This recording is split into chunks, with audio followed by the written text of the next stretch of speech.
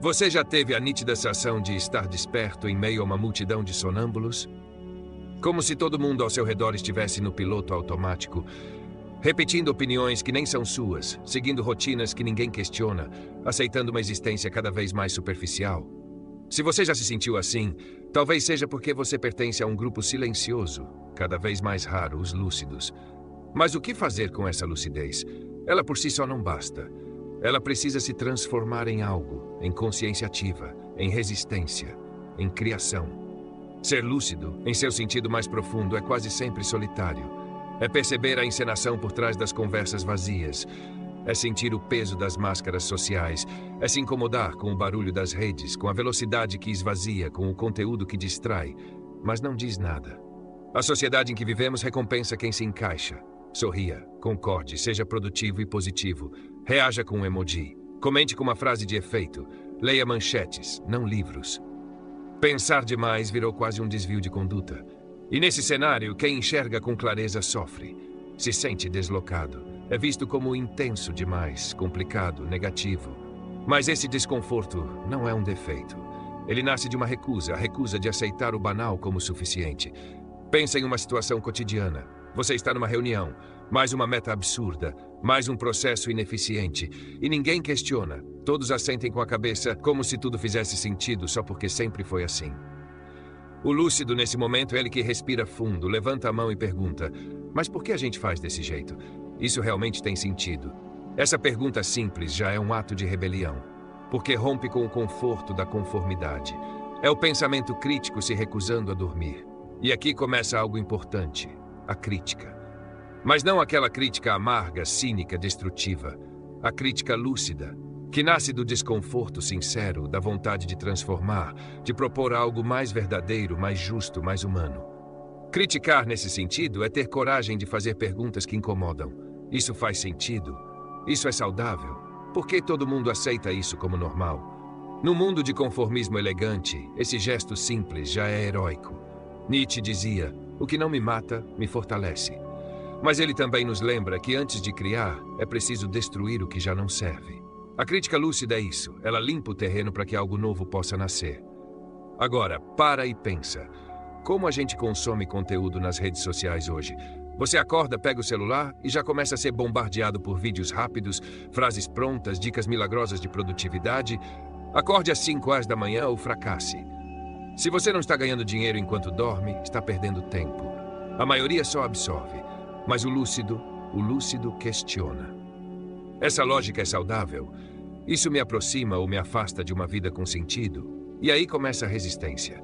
Criticar é o início. Mas e depois? Como sustentar essa lucidez num mundo que insiste em te puxar para a distração? É aqui que pensar com profundidade se torna a nova rebeldia. Vivemos numa cultura que valoriza o rápido, o raso, o instantâneo. Refletir com calma virou quase um luxo. Mas pensar com profundidade é o que te reconecta com o essencial. É romper com o fluxo ininterrupto de estímulos. É sentar em silêncio e perguntar: o que eu realmente penso sobre isso? Essa vida é minha, ou foi programada por alguém? Byung-Chul Han chama isso de sociedade do cansaço. Produzimos o tempo inteiro. Nos cobramos performance até no lazer. Mas por dentro estamos exaustos, vazios de sentido. E a lucidez é justamente a coragem de parar, de desacelerar, de criar espaços de silêncio, de pensar antes de agir. Imagine a diferença que faz você acordar e, em vez de mergulhar no celular, parar por 5 minutos, preparar um café em silêncio e anotar: o que é essencial hoje? O que posso eliminar? O que estou aceitando só para não desagradar?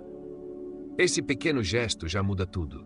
Você não está mais reagindo ao mundo. Você está se reposicionando nele.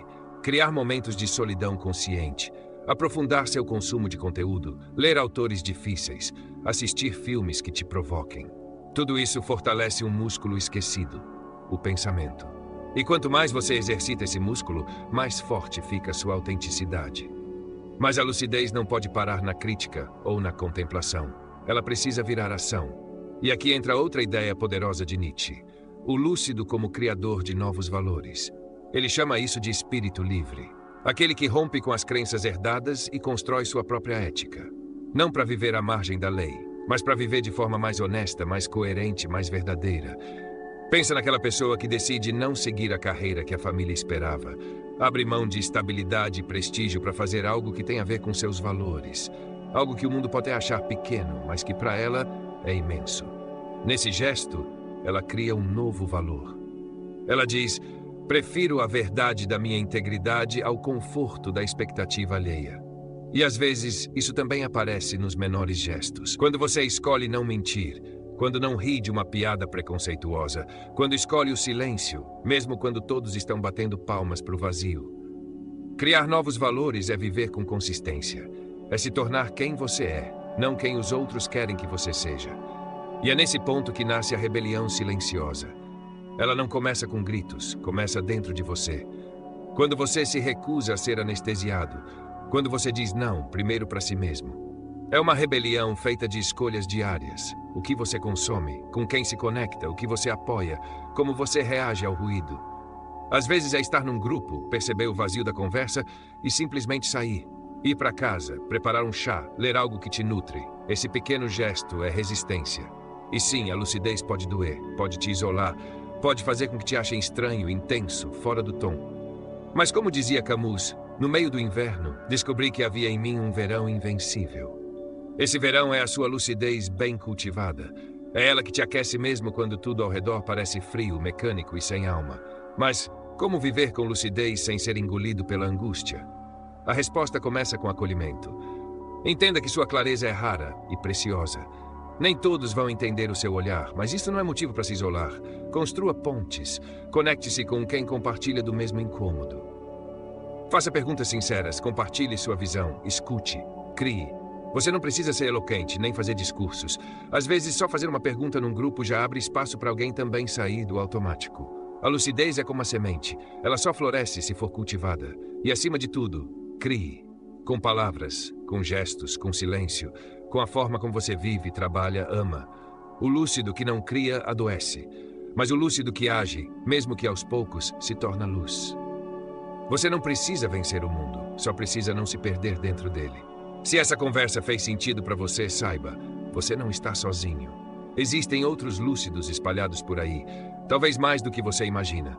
E cada vez que um deles escolhe viver com coragem e coerência, um pedaço desse mundo medíocre começa a ruir. Aqui neste canal você tem um espaço para pensar, respirar, se reconectar. A gente não oferece respostas prontas, mas faz perguntas sinceras. E só isso, hoje, já é um ato de rebelião. Então curte esse vídeo, compartilha com alguém que também enxerga além das aparências e se inscreve no canal.